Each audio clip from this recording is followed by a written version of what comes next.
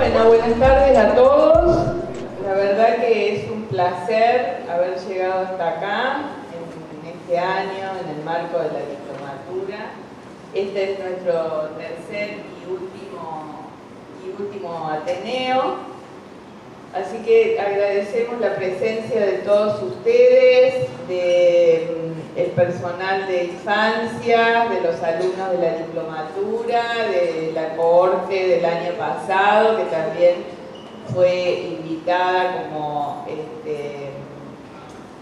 consolidar de alguna manera la trayectoria que va teniendo el diplomado en su segundo año. Estos Ateneos fueron pensados, digamos, como una secuencia para dar profundidad a algunos temas que son parcialmente abordados en la diplomatura y que seleccionamos algunos que ameritaban mayor profundización. En el día de hoy nos acompaña la licenciada en Servicio Social, María Victoria Rinaldi. Ella nos va a hablar de los derechos de las personas con discapacidad y las intervenciones en situaciones complejas. Pensamos que era fundamental conocer y entender los derechos de las personas con discapacidad, porque esto nos ayudará a realizar intervenciones más precisas, trabajando para evitar que se vulneren sus derechos, pero además también posibilitar el acceso a los diferentes circuitos en diferentes ámbitos, tanto de lo que son las obras sociales, lo que son la necesidad, digamos, de acceder al certificado de discapacidad y lo que es, digamos, el marco legal, por ejemplo, en la jurisdicción de la Ciudad de Buenos Aires. No hace muchos días, los directivos de las escuelas especiales fueron convocados por la DIGEP para también, digamos, acceder a lo que es hoy la realidad, digamos, del sistema de atención a la minoridad y a la discapacidad y las posibilitaciones que hoy por hoy se ofrecen. Así que esperando sacarle mucho jugo a la experiencia de María Victoria, que es licenciada en Trabajo Social, profesora en Trabajo Social, intérprete de lenguas de señas, trabajadora social de infancia, coordinadora del Servicio de Orientación Laboral del Instituto Integral de Educación y cofundadora y coordinadora de la Asociación Mutual AIRIS. Les doy la palabra. Hola, ¿qué tal? Buenas tardes a todos. Vamos a empezar un poco con un video para poder contarles un poquito de lo que vamos a hablar hoy. ¿Sí? Así que presentamos el video y después charlamos.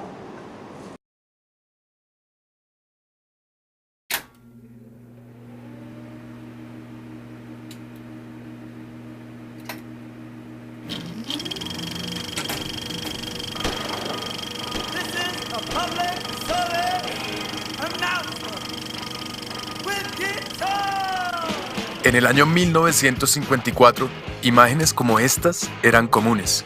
La sociedad de la época no permitía a afrodescendientes en las universidades y los trataba injustamente a causa de una diferencia: el color de su piel. Por ejemplo, les tocaba sentarse en la parte de atrás del bus y no podían usar los mismos bebederos que usaban los blancos.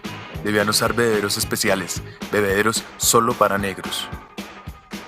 Durante muchos años, la población afrodescendiente vivió la injusticia de no tener garantizados los mismos derechos que sí tenían garantizados los que tenían la piel más clara. Sin embargo, muchas personas que sabían que ahí había un problema y que tocaba solucionarlo, lucharon para cambiar esa situación.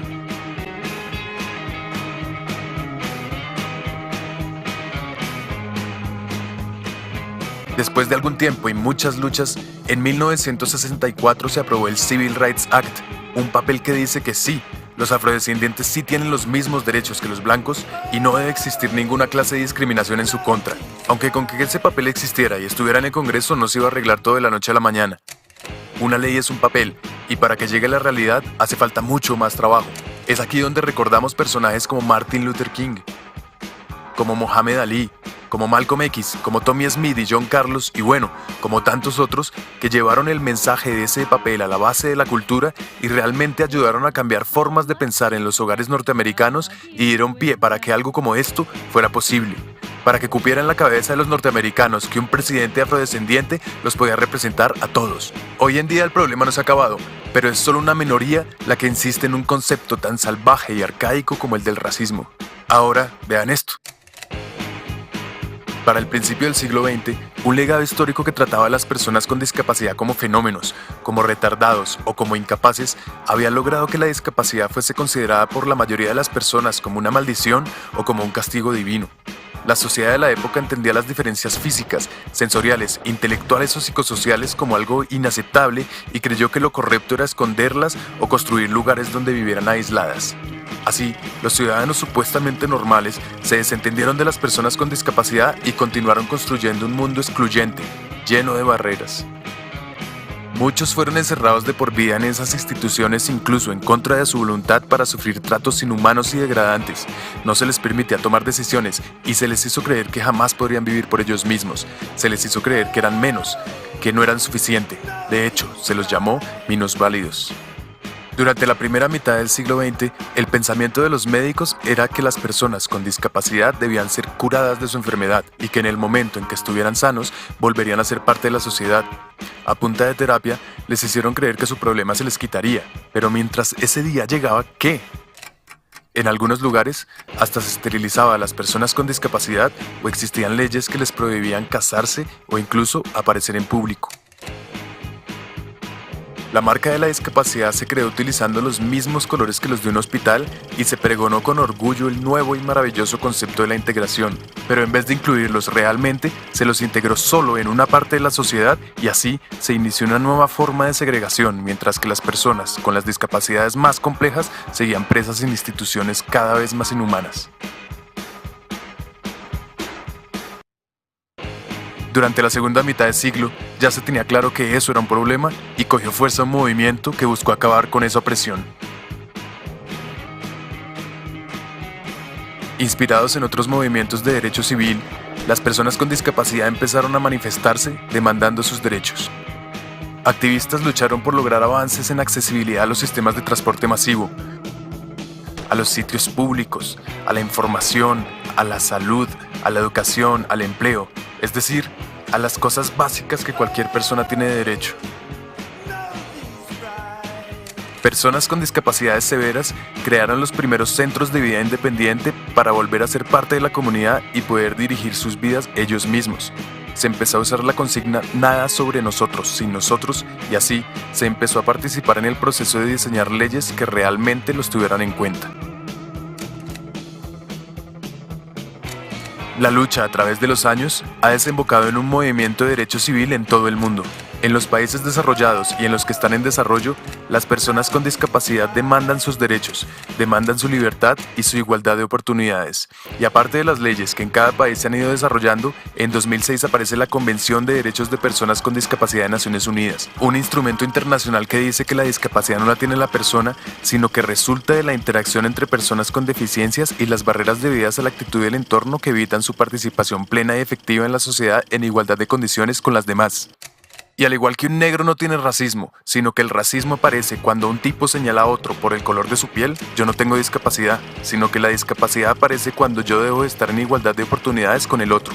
Lo que tienen las personas son algunas limitaciones que pueden sobreponerse gracias a ciertos ajustes que implementados garantizan la igualdad de oportunidades. Y pilas, Son la sociedad y el gobierno los que tienen que garantizar estos ajustes. Si no los garantizan, estaríamos aceptando discriminaciones y abusos que a estas alturas no debemos permitir. Entonces, sabemos que no es ni exclusión ni integración lo que necesitamos, sino una verdadera inclusión social. Y es nuestro deber llevar las leyes que tenemos a la calle y producir el cambio de no ver a las personas con discapacidad como unos enfermos, sino como sujetos de derechos, ciudadanos como todos nosotros. Despierten, ayúdenos a cambiar esta situación.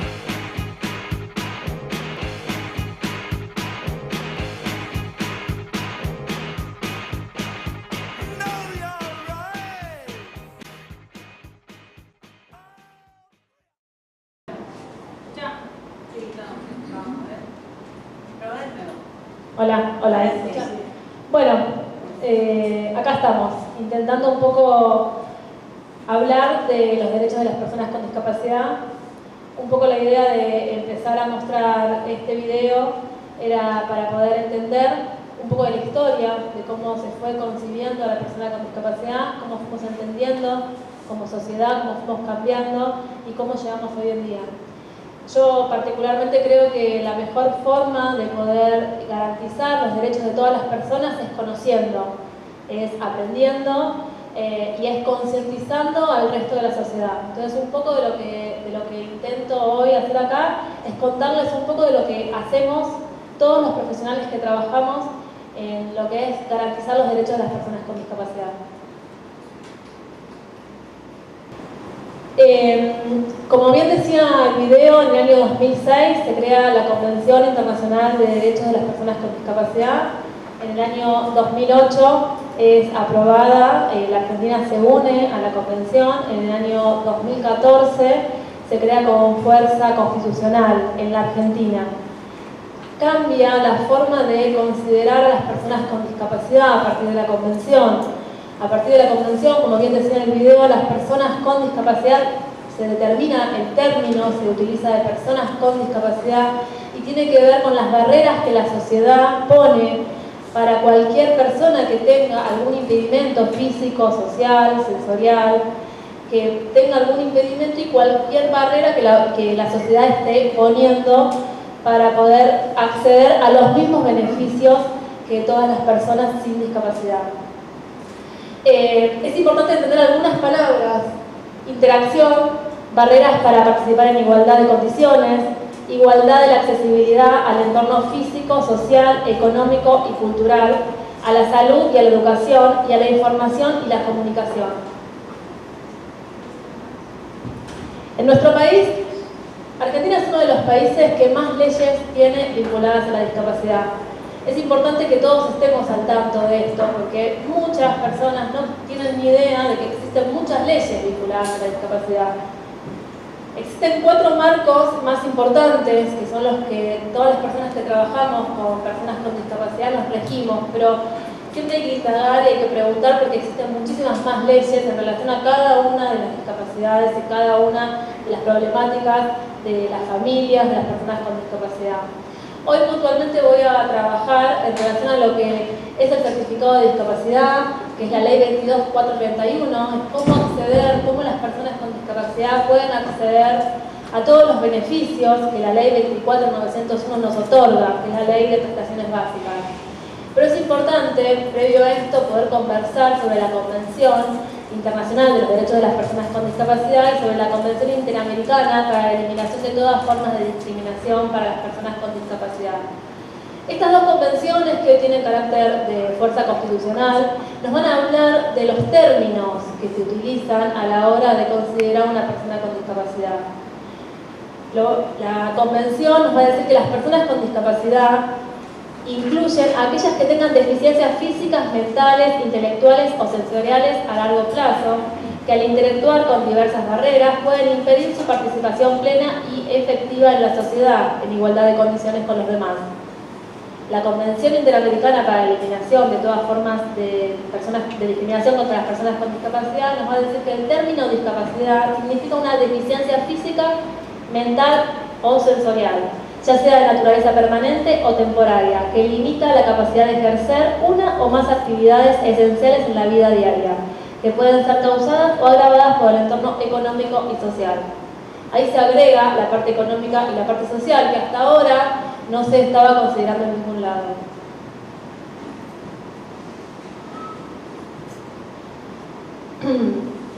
¿Por qué son importantes las dos leyes que acabo de mencionar, la 22.431 y la 24.901?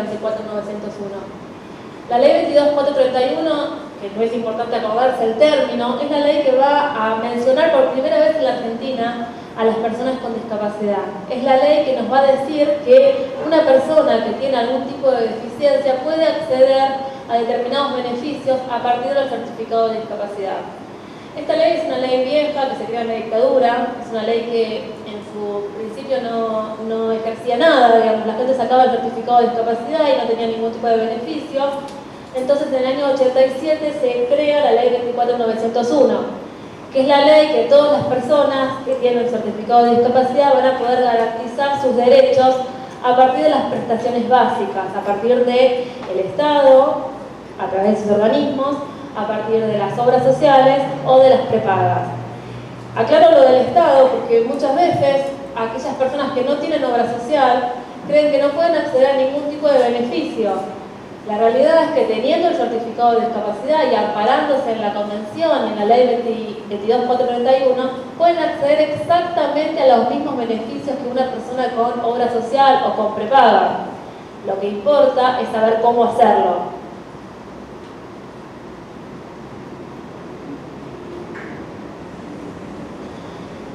Este certificado de discapacidad se va a obtener en función de la clasificación internacional sobre funciones para las personas con discapacidad, que es la CIF.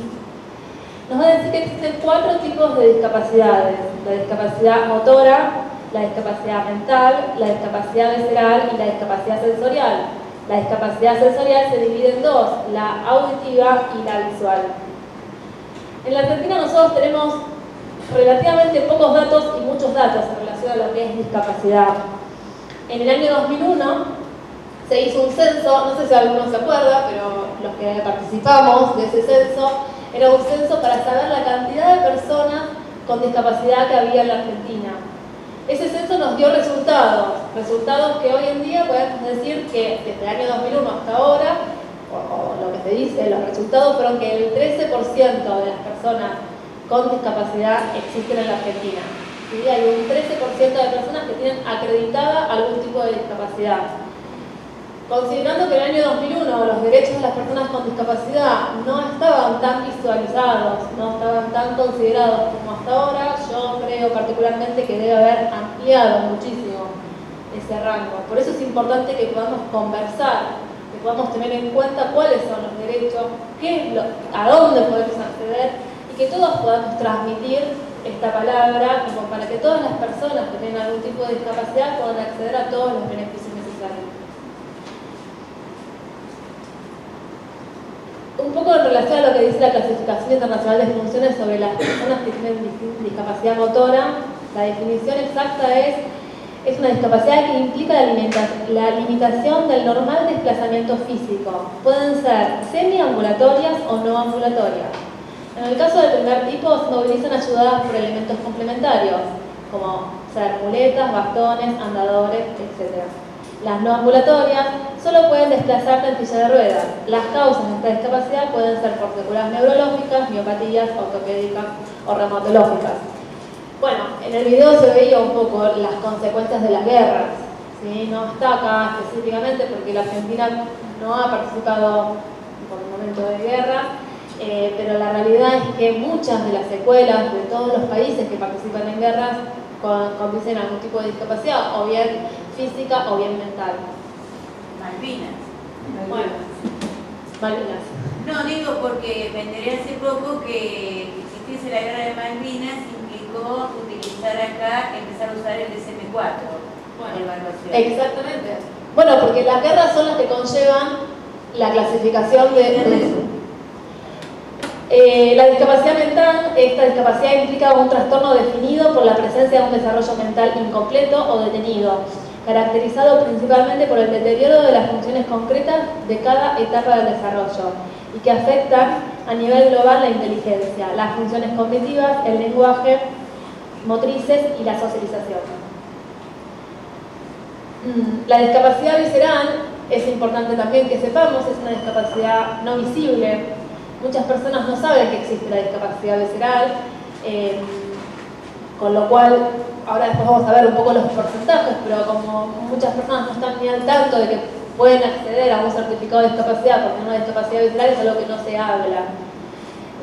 Implica una deficiencia en su aparato físico, están imposibilitadas de desarrollar su actividad con total normalidad. Por ejemplo, el cardíaco o el diabético, que pese a tener la mayor de sus veces su total capacidad intelectual, sensorial o motora, su problema les impide desarrollar su vida con total plenitud.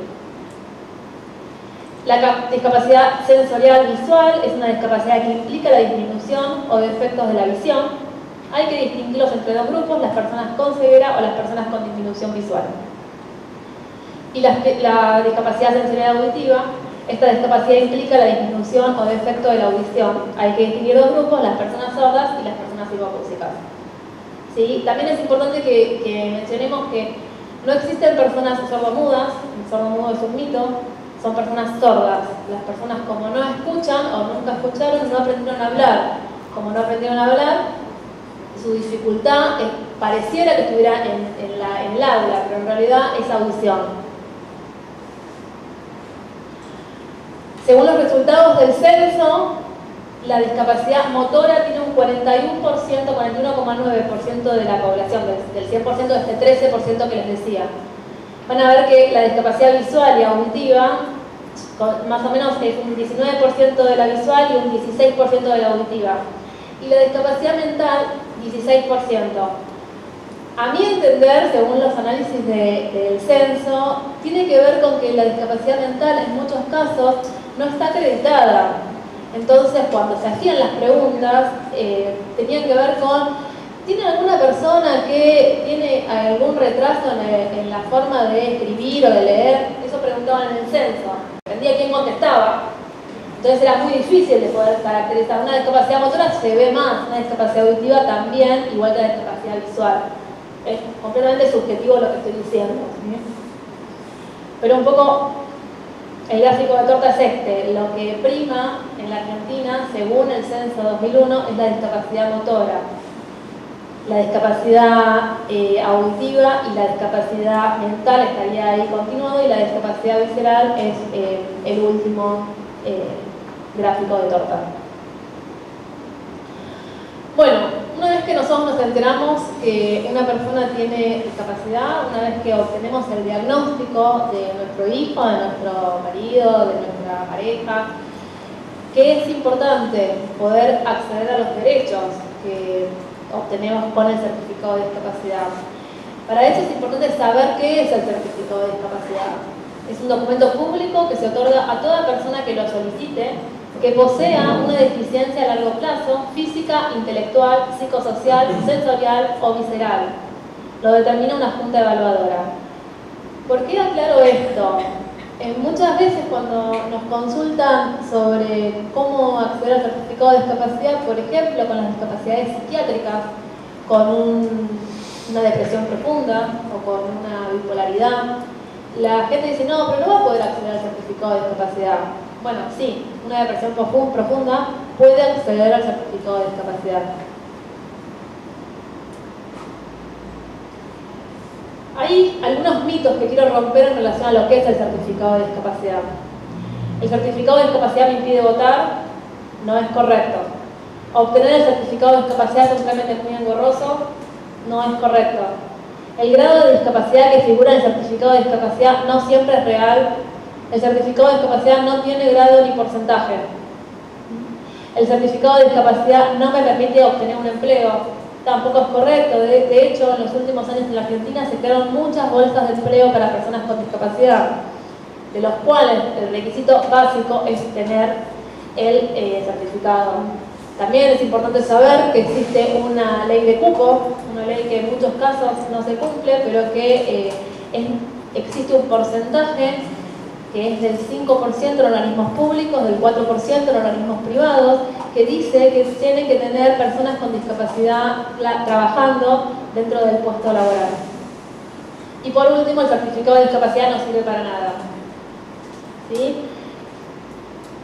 Muchas veces cuando vienen las familias acá mismo, cuando vienen a decir, no, pero yo no le quiero sacar el certificado de discapacidad a mi hijo, ¿para qué le voy a sacar? Bueno, un poco es importante romper con estos mitos de para qué sacarlo, para qué obtenerlo, ¿sí? Entonces, es un instrumento idóneo que certifica la discapacidad a través del diagnóstico médico, a través del diagnóstico funcional y otorga una orientación prestacional. Algunas verdades sobre el certificado de discapacidad: es un documento público otorgado por un organismo oficial. Es importante saber esto también, porque muchas veces se decía, no, bueno, no pasa nada, no te lo otorga cualquiera. No te lo otorga cualquiera, lo otorga un organismo oficial. Es un documento público. También es importante porque se pierde y hay que hacer una denuncia policial para renovarlo, por ejemplo, porque es un documento. Entonces no es que yo puedo llevarlo y tramitar y romperlo y sacar otro. No. Determina un diagnóstico funcional que permitirá delimitar una orientación prestacional. El diagnóstico funcional describe las limitaciones funcionales que repercuten en la vida familiar, laboral y social del solicitante. ¿Por qué decimos familiar? Además de laboral y social, pero digo, ¿por qué decimos familiar? Porque siempre que hay una persona con discapacidad en una familia, va a repercutir en toda la familia, ¿sí? Entonces es importante tener en cuenta que la familia también está involucrada cuando una persona obtiene el certificado de discapacidad. Brinda numerosos beneficios y las personas con discapacidad pueden utilizarlo o no, según su necesidad o deseo. No representa ninguna limitación ni obstáculo para la búsqueda de empleo, la inserción en el sistema educativo, etc. No hay ninguna escuela ni ningún trabajo que por tener el certificado de discapacidad no me acepte. Esto es algo que muchas veces los papás tienen mucho miedo. Me saco el certificado de discapacidad, no me van a dejar ingresar. No, puede ingresar perfectamente a trabajar, puede ingresar perfectamente a cualquier escuela. ¿Qué es lo que me permite obtener el certificado de discapacidad? Según la ley 24901, a través de los organismos, insisto con esto, los organismos son los organismos del Estado, el municipio, nación, gobierno de cada provincia, obtener todos los beneficios que un médico me prescriba.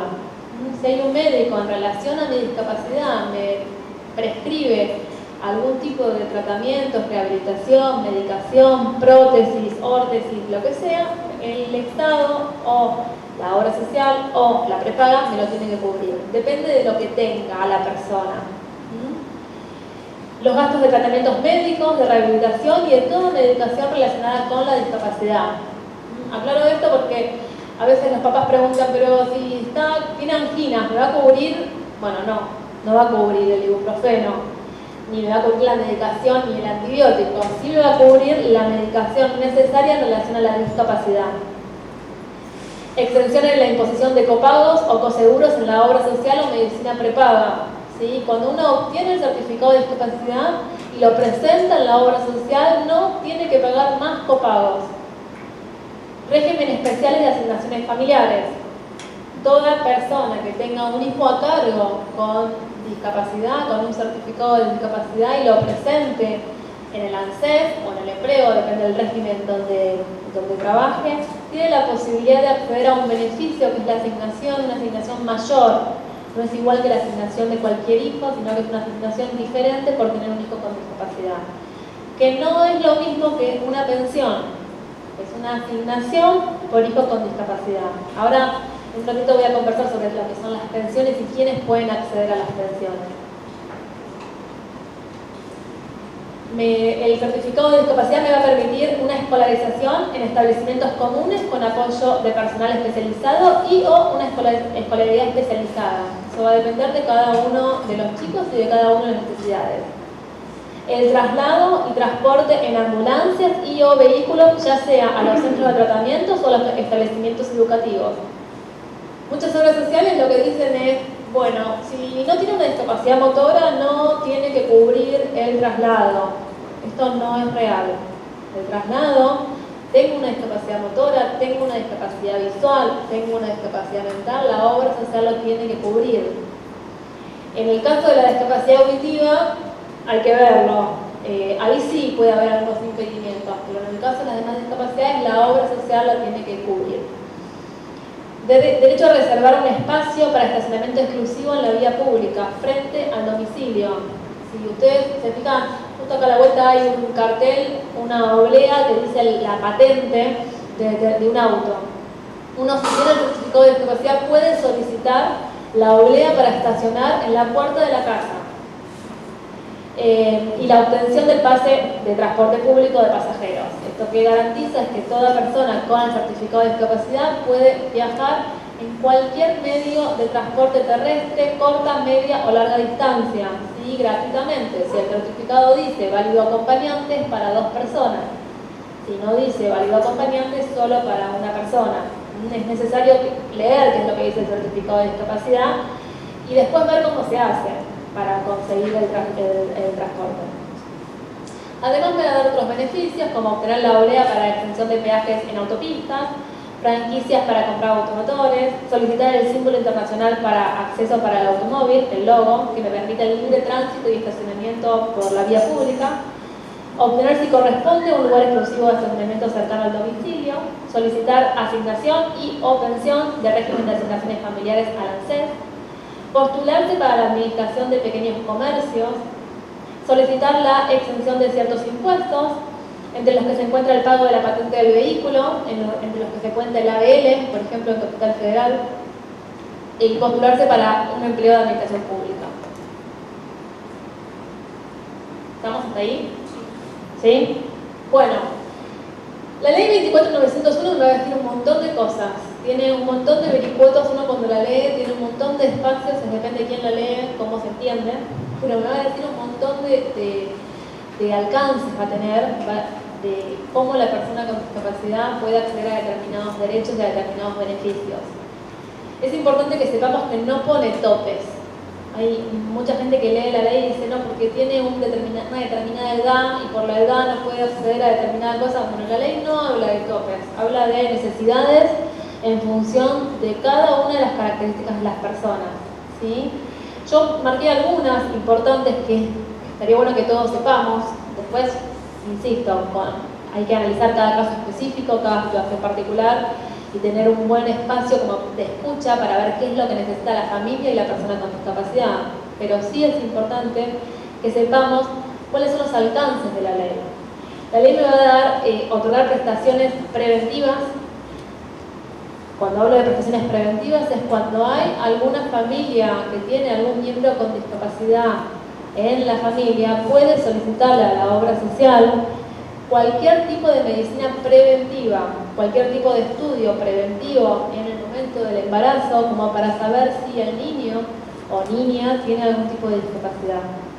Estimulación temprana, apenas nacen, de los 0 a los 3 años de vida.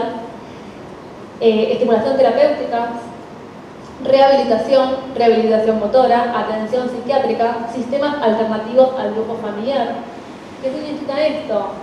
Toda la persona que tenga un certificado de discapacidad, toda la familia puede acceder a beneficios en relación a lo que son terapias, ¿sí? Gratuitamente. No hay un tope, no hay un coseguro, sino que toda familia está involucrada en un miembro con discapacidad, con lo cual la terapia individual también se la debe cubrir la obra social. ¿Puedo hacer una interrupción ahí? Un caso que es de mucha consulta. Esto quiere decir siempre que lo determina el médico de cabecera tratante que dio origen al certificado de discapacidad primero. No es necesario. Ahora vamos a ver cómo se obtiene el certificado de discapacidad, pero una vez que uno obtiene el certificado de discapacidad, no es necesario seguir viendo al mismo médico.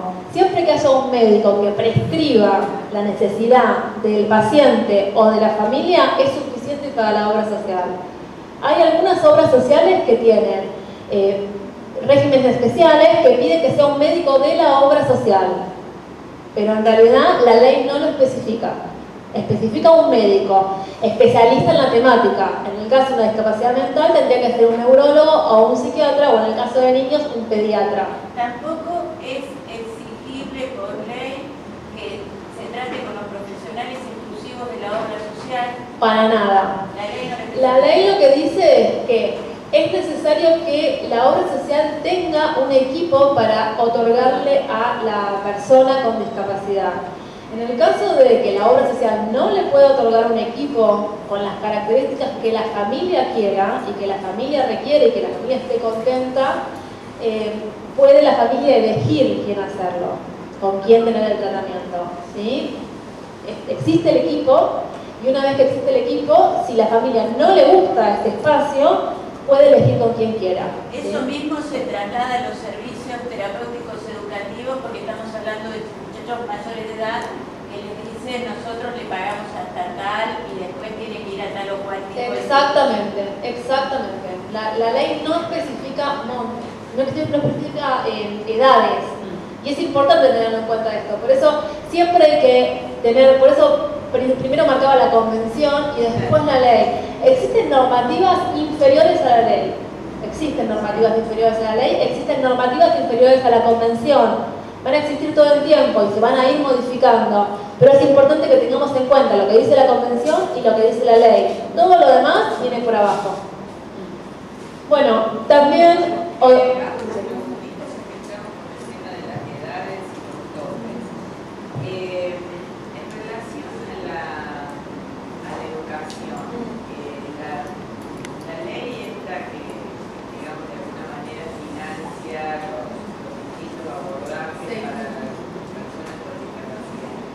Tampoco tiene tope de edad, porque es una pregunta, me parece, bastante importante. Sí, de la edad máxima, digamos, no se los escuchó alumnos bien, que puedan no se estar escuchó. en servicio. Lo que me preguntan es si la ley no habla de edades, ¿sí? A la hora de la educación, si no habla de edades. ¿Qué es lo que está sucediendo? En muchos casos las obras sociales lo que dicen es que la obra social tiene que cubrir la escolaridad hasta determinada edad, ¿sí? Y que después no tiene que cubrirla más. Eso no lo dice la ley en ningún momento. Lo que la ley dice es en relación a las necesidades individuales de cada persona con discapacidad. Ahora, existen normativas inferiores a la ley que sí hablan de un cupo de 4 años, ¿sí? Sí menciona. Es también, depende de quién lo lee, insisto, porque en realidad dice para formación laboral 4 años en función a las necesidades de cada uno de los pacientes. El gran problema que tiene todo esto es que la ley es de salud y educación va por otro lado.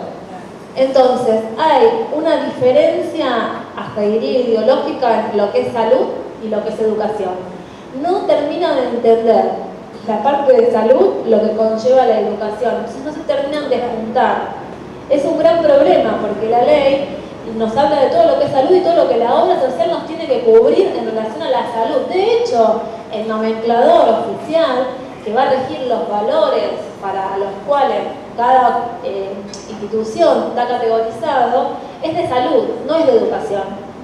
Entonces es muy difícil la discusión, porque es una discusión de dos parámetros diferentes, pero no habla de edades. La ley no dice, dice de necesidades. Bueno, nos va a otorgar también, esto no tiene nada que ver con el diagnóstico de cada persona, pero nos va a otorgar odontología integral y anestesia. Esto es importante, me pareció muy importante porque no tiene que ver con el diagnóstico de cada una de las personas, sino que para toda persona que tenga el certificado de discapacidad, la obra social le tiene que cubrir odontología integral y anestesia en el caso de que sea requerimiento, ¿sí? De que sea necesidad de la persona. Bueno, en relación a la atención psiquiátrica, insisto, la ley dice un montón de cosas. La atención psiquiátrica me pareció que era importante porque muchas veces nadie tiene en cuenta que más allá de la discapacidad de cada una de las personas, más allá del diagnóstico, toda persona tiene posibilidad de acceder gratuitamente a cualquier tratamiento psiquiátrico, ¿sí? Ya sea ambulatorio o por internaciones. La obra social tiene que tener una cobertura total en relación a lo que es la atención psiquiátrica individual de la persona. Ya lo dije. Bueno, ahora vamos a cómo se tramita. En provincia de Buenos Aires, ¿hay alguien que tenga documento en provincia de Buenos Aires? Bien. En provincia de Buenos Aires es diferente, ¿sí? En provincia de Buenos Aires va a depender del municipio, se desreguló hace un par de años Antes se tramitaba todo en el Servicio Nacional de Rehabilitación, en la calle Ramsay. Ahora no existe más eso y lo que hizo fue desregularse. ¿Qué significa esto? Primero empezó Capital Federal, que lo hacía en hospitales públicos. Había distintos hospitales que garantizaban el certificado de discapacidad en función de la discapacidad de cada uno. Y en Provincia de Buenos Aires es o bien en hospitales o bien en el municipio. Va a depender de cada domicilio, o sea, no hay algo unificado y la realidad es que la normativa va a diferir en función del municipio, ¿sí? Así que hay que conversar individualmente de cada uno en función de dónde vive y cómo se tramita y cómo no se tramita. Pero ¿dónde queda el servicio social zonal? Perdón mi ignorancia. En Capital Federal Sí. existen comunas o servicios sociales zonales o CGPs. O sea que vos te vas a SGP tu barrio. En función, claro. Ah, está bien. Yo, si tengo domicilio en Capital Federal, por eso digo, aclaro, Provincia de Buenos Aires, Capital Federal. Por el momento es así. En Capital Federal, yo tengo el DNI que dice que vivo en Capital Federal. Con ese DNI, lo primero que hago es saber cuál es el zonal que me corresponde, cuál es el CGP, bueno, ya la comuna, claro, ya no existe más el CGP. Exactamente, cuál es la comuna que me corresponde. En función de eso, cada comuna tiene un horario diferente. Cada comuna atiende con sus particularidades, así que lo primero que hay que hacer es averiguar cuál es el horario. ¿Sí? A veces por el mensaje, a veces llamando... a veces tampoco saben muy bien el horario. Entonces, preferiblemente llamar directamente a la comuna como para no ir... Solamente en la universidad saben que dicen que pasan con la parte de discapacidad. Bueno, depende de quién te atienda. Bueno, sí, claro. Todo es posible. Hay veces que dicen una cosa y pasa otra, pero todo es posible. Hace unos años, la COPIDI, que es la Comisión de Apoyo a las Personas con Discapacidad de la Ciudad, sacaba prácticamente anualmente una guía. La sigue sacando, pero ahora visual. Y no pone los lugares de los centros. Lo que pasa es que los... sociales Sí, zonales. los... En esta época ponía una cantidad de direcciones interesantes. Hay, en Capital Federal creo que son, no sé, 15 o 17 zonales. Digamos, son las comunas, o sea que la dirección es la dirección de la comuna. La realidad es que esto cambió hace muy poco, porque antes se tramitaba en el hospital y antes se tramitaba en Ramsay, entonces va cambiando. Hasta ahora es en la comuna. De hecho, hasta el año pasado se hacía en la comuna, ahora no se hace más en la comuna. En la comuna solamente vas a pedir el turno. Por eso, y hasta hace muy poco. En Huergo, ¿no? En Huergo, exactamente, ahora. Pero tal vez mañana cambia. Sí, lo inauguraron este año, el centro de Huergo. Exactamente. Desde el año pasado se otorgaban turnos ahí también, pero a partir de este año se hizo completamente diferente. Entonces, voy al zonal con toda la documentación necesaria. ¿Qué es eso? El certificado médico original, con el diagnóstico, por supuesto, que tenga fecha y firma del médico tratante, los estudios médicos complementarios, el DNI o cédula. Esto es importante porque es necesario tener el DNI para poder obtener el certificado de discapacidad. Bueno, claro, para casi todo, pero bueno, es importante porque hay mucha gente que no tiene el DNI argentino y sin el DNI argentino no se puede acceder a este beneficio del certificado de discapacidad.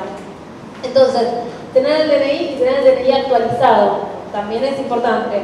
A veces la gente que lo revisa se da cuenta y a veces no, pero la realidad es que tiene que estar actualizado. Entonces, a veces cuando está vencido y venció hace muy poco, no les otorgan el turno porque venció el DNI. Si estoy renovando el certificado de discapacidad, el certificado de discapacidad vencido. Y si tengo obra social, el carnet y la fotocopia del carnet y el último recibo de pago. Esto todo lo llevo directamente al CGP, a la comuna. Una vez que lo llevo, me van a dar un turno.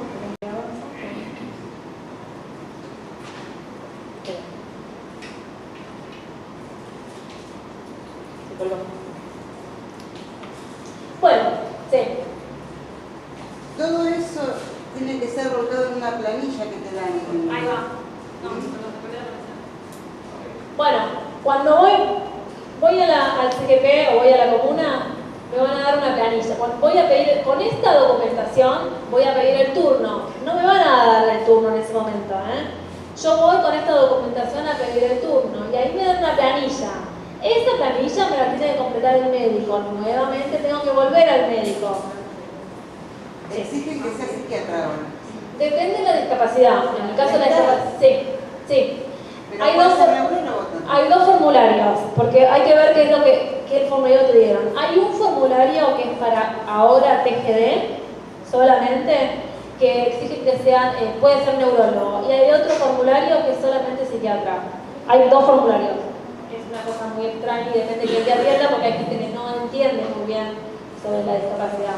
Pero sí, es una de las cosas que están exigiendo, y uno de los... Pero se puede exigir o puede, pues si no es el médico tratante, entonces.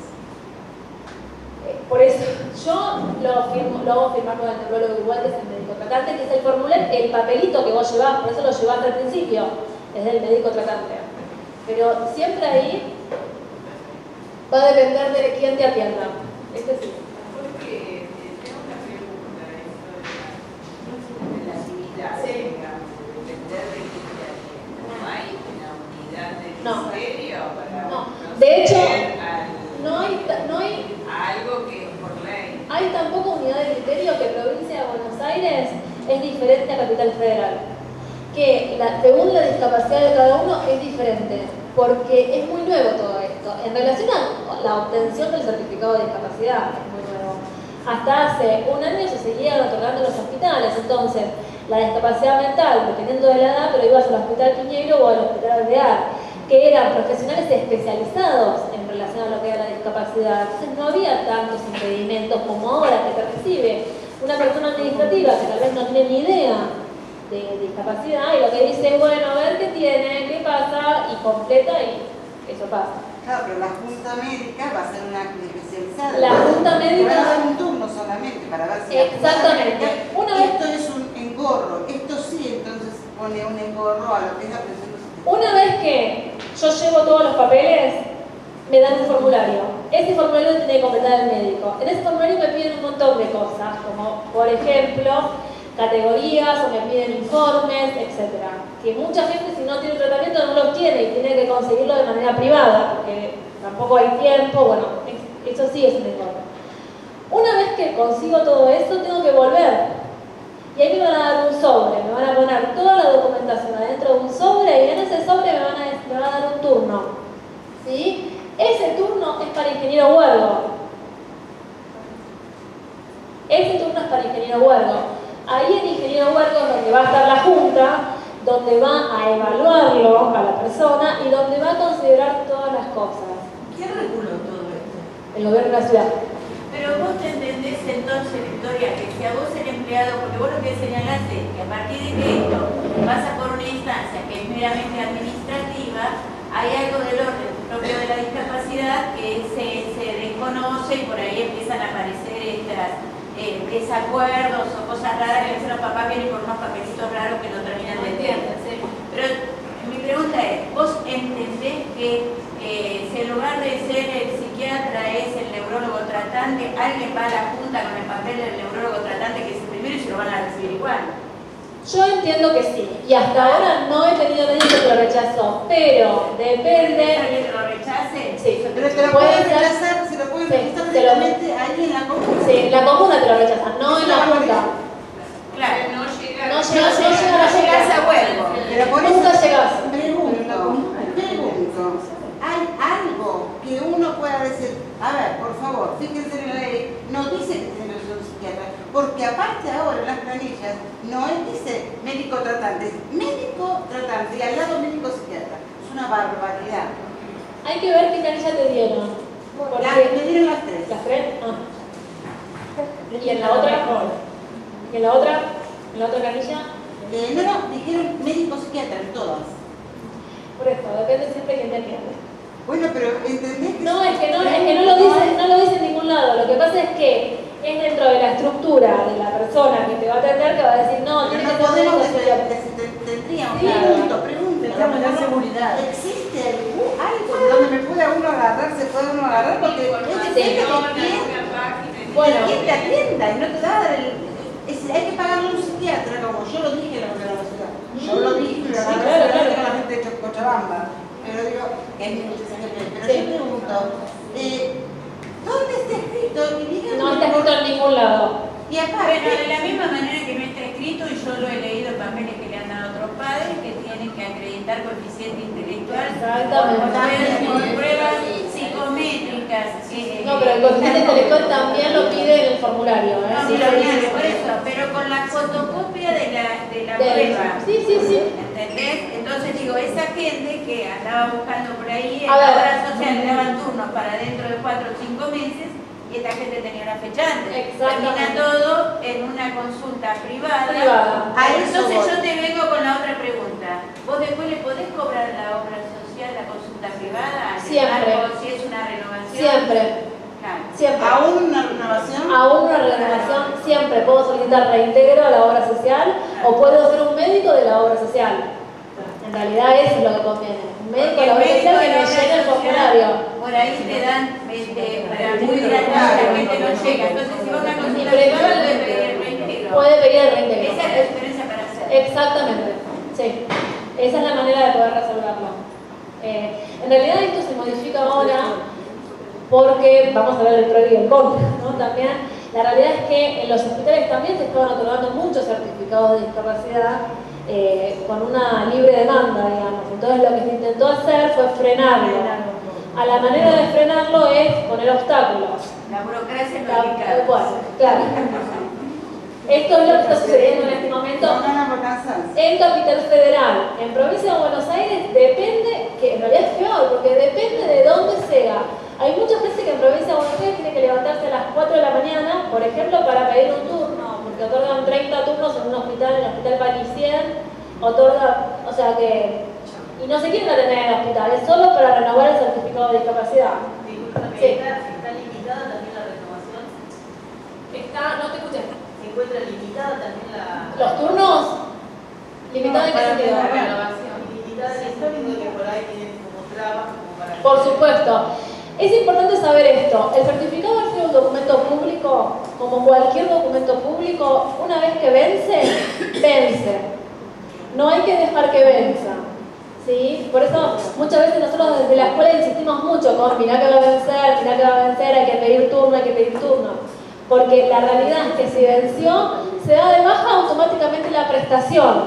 ¿Sí? La obra social no tiene la obligación de esperarte el tiempo necesario a que la familia realice la renovación del certificado de discapacidad. Sí tiene la obligación si tengo el turno. Y lo demás depende de la burocracia del Estado. ¿Sí? Si yo ya tengo el papel, este sobre, con toda la documentación que me dice usted tiene turno médico en determinada fecha, ahí sí tiene la obra social la obligación de esperarme. Pero si no, no. Si se venció y yo no presenté nada en la obra social, se venció. ¿Sí? Bueno, ¿cómo hacer para que estos recursos que les acabo de contar lleguen a todas las familias? ¿Cómo hacer para que todas las personas con discapacidad puedan acceder a todos los derechos? Trabajando en red. Trabajando entre los profesionales, las personas con discapacidad y su familia. Asesorando como corresponde. En un espacio, en un contexto adecuado y escuchando y considerando las necesidades de la persona y su grupo familiar. Cada persona, cada grupo familiar va a tener necesidades completamente diferentes, va a tener situaciones completamente diferentes y a veces pecamos de decir, bueno, no, sí, te lo van a hacer, te lo van a otorgar. Bueno, hay que ver cada persona, cada situación, cada cosa particular como para poder pensar en estrategias diferentes en función a cada una de las familias. Ahí vamos con los requisitos necesarios para obtener cualquier tipo de trámite a la hora de presentar en una obra social en un municipio o en una prepaga. La fotocopia del certificado de discapacidad, el resumen de historia clínica completo, la prescripción médica fundamentada, escolaridad, psicología, transporte, implante, lo que sea. En el caso de prótesis o medicación, por lo general, y ahí sí lo dice la ley, es 3 presupuestos. Las obras sociales muchas veces no lo piden los 3 presupuestos, pero en el caso de tratamientos caros, en el caso de, por ejemplo, implantes cochleares, que son muy caros, en el caso de audífonos sí, o prótesis, piden sí 3 presupuestos. Y una nota del afiliado. ¿Sí? ¿sí?, del beneficiario. Es importante tener en cuenta que cualquier prótesis que la persona con discapacidad necesite y requiera según su médico tratante, la obra social la tiene que cubrir. A mí no me importa si es cara o si es barata, lo que me importa es lo que la persona necesita y hay que trabajar para que se pueda conseguir. Hace muy poco una familia me decía en relación a unos audífonos y una prepaga, una muy buena prepaga, de los cuales la familia abona mucho dinero, le cubría el audífono sin las pilas, sin la calibración y sin el control remoto que tenía. Que eso implicaba 8.000 pesos más. Entonces la familia me dice, bueno, no importa, yo lo pago. No hay que pagarlo. ¿Cómo va a incluir un audífono sin las pilas? No tiene explicación. Pero si uno lo acepta por primera vez, después no tiene manera de reclamarlo. Entonces es importante saber de antemano que tiene que cubrir el 100% de lo que una persona requiera. El 100% implica todo lo que un médico prescriba en relación a la discapacidad. ¿Qué hago si una familia no tiene cobertura? Muchos de los compañeros de infancia trabajan con gente en situación de calle. ¿Cómo hacemos con esas familias que tienen algún tipo de discapacidad y no tienen cobertura y ni van a tener obra social ni tienen posibilidad? ¿Qué hacemos en ese caso? Exactamente, a través de los organismos. No, pero no solamente en el hospital, en relación a lo que son prótesis, lo que son audífonos, lo que son tratamientos prolongados, a través del municipio. El gobierno de la ciudad o la provincia de Buenos Aires tiene que otorgar el 100% de lo que la persona requiera. Una vez que el gobierno de la ciudad me dijo que no, que pasa muchas veces, me lo tiene que dar por escrito. Si tengo la negativa por escrito, yo se lo puedo pedir a Nación, ¿sí? Y Nación me lo tiene que otorgar, porque yo ya tengo la negativa de un municipio. Los trámites tardan más o menos lo mismo que en una obra social. Lo único que hay que saber cómo hacerlo, ¿sí? Necesito lo mismo, una prescripción médica, ir al municipio según el domicilio donde tengo, o a la comuna, y hacer el pedido. Una vez que hago el pedido, si el gobierno me dice que no, puedo ir a Nación, y Nación me lo tiene que otorgar. El audífono, las prótesis, los anteojos, la rehabilitación, lo que necesite, ¿sí?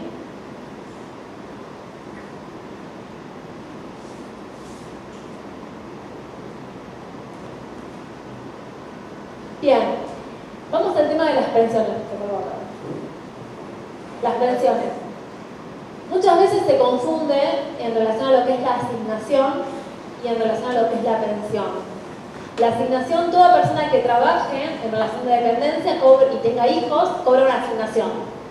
Toda persona que tenga hijos con discapacidad cobra una asignación por hijo con discapacidad, que es un valor diferente.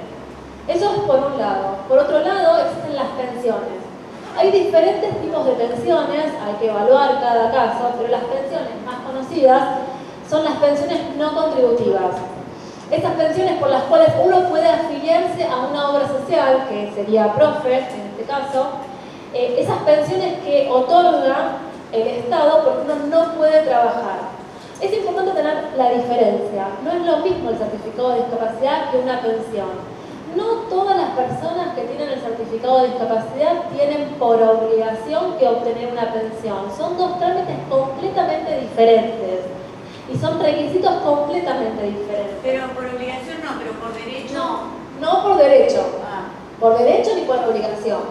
Son dos trámites completamente diferentes. Lo que dice la ley, que no es lo que sucede en la práctica últimamente, pero lo que dice la ley es que solamente pueden acceder a una pensión no contributiva a aquellas personas que cumplan con determinados requisitos. Uno, tener un 76% de incapacidad laboral. ¿Sí? ¿Esto qué va a decir? Que como no puedo trabajar, como no tengo la posibilidad física, mental o sensorial de trabajar, el Estado me tiene que otorgar un beneficio prestacional a través de una pensión. ¿Sí? El segundo requisito que te va a decir es que no tenga bienes ni ingresos. ¿Sí? Como yo no tengo bienes ni ingresos, entonces el Estado me tiene que otorgar este tipo de pensiones. ¿Sí? No, bueno, no importa. El tercer requisito es que no tengo que tener obra social para poder obtener la pensión. Y es importante esto porque si no tengo obra social, no tengo bienes de ingresos, no tengo nadie, ninguna familia que me pueda contener y no puedo trabajar, hay un médico, que ahí sí es diferente, es un médico legista de un hospital público. Sí o sí necesito la firma de un médico legista de hospital público y la firma del director del hospital público. Este médico me va a decir que tengo un porcentaje de incapacidad del 76 o más. Si es menos, no me otorgan la pensión. Si tengo el 76%, puedo obtener una pensión. Voy, presento todos los papeles y es un trámite que sí lleva tiempo, más o menos 1 año, 2 años. Esto es lo que dice la ley. En los últimos 4 años se estuvieron otorgando pensiones a pesar de tener obra social y a pesar de tener familia continente. Lo que se hacía era que un trabajador social evaluaba las necesidades puntuales de cada familia y evaluaba los ingresos y otorgaba las pensiones. Si uno tiene un ingreso muy alto no se lo otorgaba, si uno tenía un ingreso medio, familias de clase media, se le otorgaron pensiones. Pero la ley no se modificó. ¿Esto qué significa? Que no se sabe si se van a seguir otorgando las pensiones. Por el momento se estaban otorgando, pero la ley sigue siendo la misma, con lo cual estos son los requisitos obligatorios. ¿Sí? El porcentaje seguía estando, pero el tema de la obra social era un impedimento muy grande. Ahora, ¿cómo se mide la capacidad o incapacidad laboral de ese 76%? El 76% existen médicos que se llaman médicos legistas. El criterio es criterio médico. Pide los informes, te hace una entrevista y él es el que considera el porcentaje. La realidad es que es un criterio también muy subjetivo. A mí me ha pasado particularmente de familias que han ido a un médico legista de un hospital y les ha dado el 50% y han ido a otro hospital y les han dado el 80%. O sea que también es un criterio muy subjetivo. No hay valores estandarizados de por qué.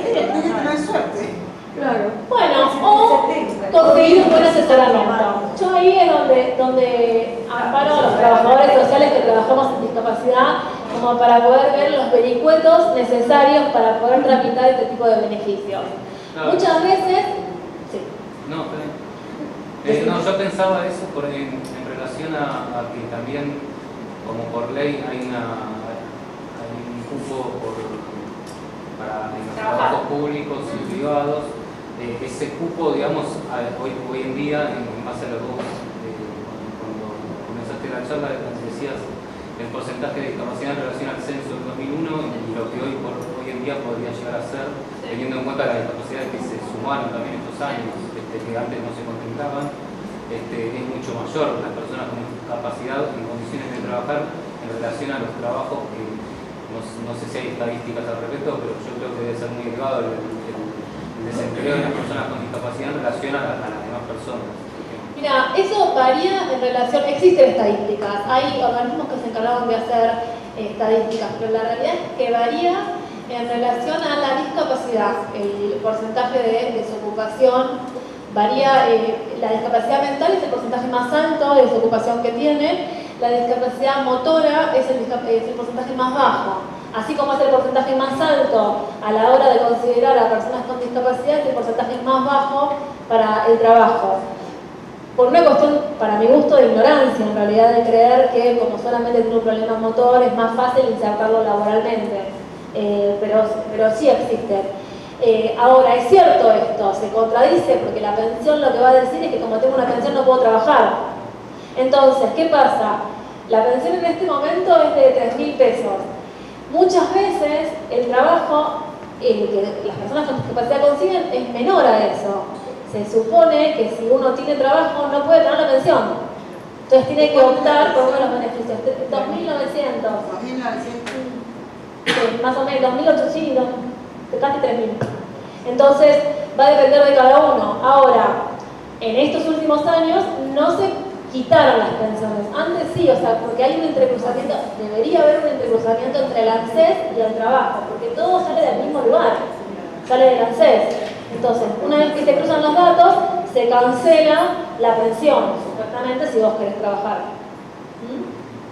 Igualmente una persona con discapacidad que realmente trabaja 4 horas, una jornada reducida. No, eso depende. No es requisito trabajar 4 horas ni tener una jornada reducida. Esto va a depender de cada uno, de cada... Hablamos de ejemplo de intelectual, ¿no? Sí, va a depender de las posibilidades de cada uno. Hay gente que trabaja 8 horas en una jornada convencional o 9 horas sin ningún tipo de diferencia. Y hay gente que no. Eso va a depender de cada uno y va a depender también de cada empleador. No es lo mismo algunos empleadores que otros. Pero eso va a depender de cada uno. Sí. La asignación familiar, ¿hasta qué edad es? La asignación familiar, teniendo el certificado de discapacidad, no tiene fecha de vencimiento. No es que hay una edad.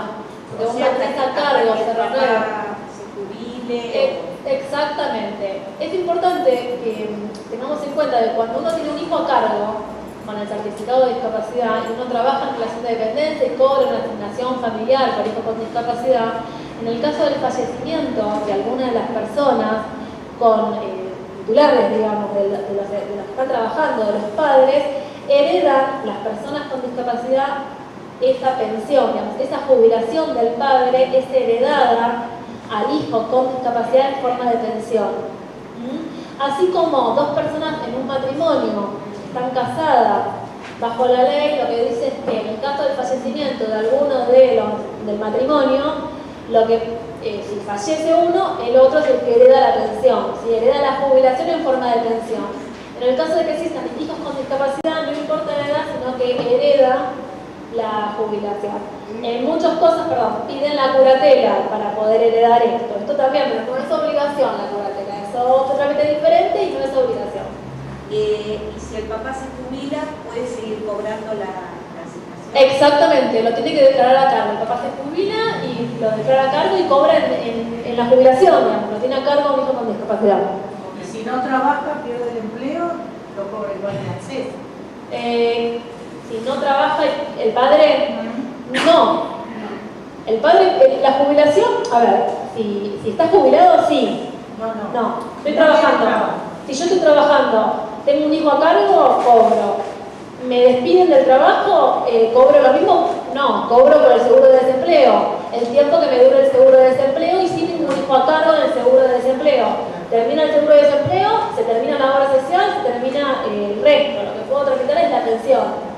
¿Sí? Pero también va a llevar un tiempo. Si alguno de los padres se queda sin trabajo, hay que moverse rápido para poder ejercer otros derechos. A la vez también creo que son independientes, si no entiendo mal, de la pensión y la asignación. Una persona con discapacidad puede tener una pensión y a la vez su familiar tener una asignación. Bueno, es lo que decía un poquito antes, son completamente independientes, pero según la ley no se pueden tener las dos cosas.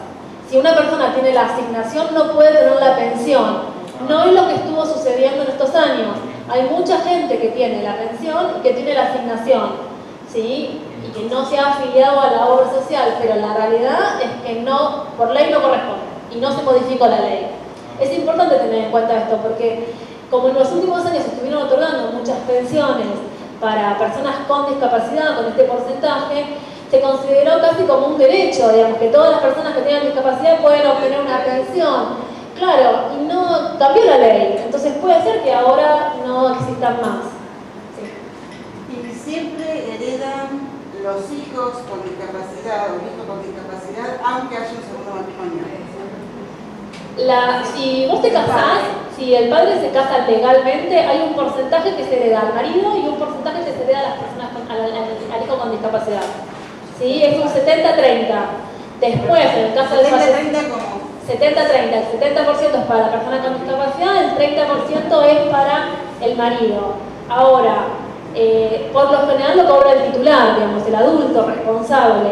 Lo va a tener dividido, en el cobro lo tiene dividido, pero por lo general lo cobra la persona. Pero suponete, un segundo matrimonio del padre, Sí. hijos con discapacidad. Sí. ¿Qué hereda? Los hijos con discapacidad. Si él está casado legalmente es lo mismo. Se hereda a la mujer un porcentaje. Está casado, suponete, vía Paraguay. ¿Y legalmente? Acá en Paraguay, Argentina. No, él no está casado en la Argentina, no. Tiene que hacer el casamiento legal en la Argentina. Entonces heredan los hijos. Heredan los hijos directamente. No hereda él. Hay que hacer un trámite. No es automático. Nada de esto es automático. Sí, heredan los hijos con discapacidad. Hay un 30 y un 70 en este caso. Salvo que haya un casamiento y que legal acá en Argentina, y, digamos, y que haya presentado algo o haya hecho una unión civil, puede No hizo nada heredar. acá. Si no hizo nada, no, heredan los hijos. Bien. Directamente. ¿Una pregunta más? ¿No? Estamos con el tema de las pensiones, entonces. Lo mismo, bueno, el porcentaje ya lo había dicho. Es importante, la persona que obtiene una pensión tiene la posibilidad de acceder a una obra social, ¿sí? Que es profe o IOMA. El trámite no es automático, hay que afiliarse. Uno en la Argentina no puede tener dos obras sociales juntas. Entonces, si uno tiene una obra social, no puede afiliarse a profe, pero en el caso de que alguien, por ejemplo, se quede sin trabajo, sí tiene la posibilidad de obtener la obra social. Profe, por ejemplo, cubre exactamente lo mismo que cualquier otra obra social. Tiene la obligación de cubrir los tratamientos, la medicación, la escolaridad, el transporte. Entonces es importante también saberlo. Bueno. Gracias.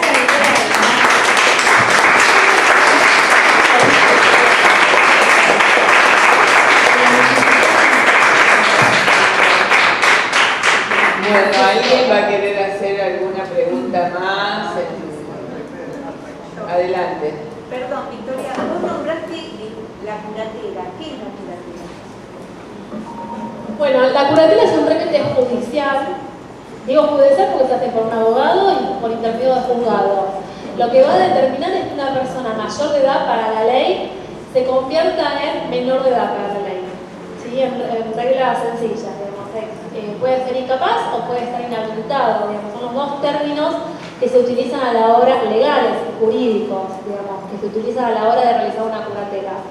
Sí o sí lo hace un abogado y sí lo que hace es considerar esto, que un mayor de edad para la ley, cualquiera de los chicos que tenga el certificado de discapacidad, la discapacidad que tenga, si cumple 18 años es mayor de edad. ¿Esto qué significa? Que puede votar, que puede comprar y vender bienes, que puede ir preso, que puede hacer cualquier cosa a una persona mayor de edad. ¿Sí? En el caso de la curatela, lo que puedo hacer es dos figuras jurídicas, o incapacitarlo o inhabilitarlo.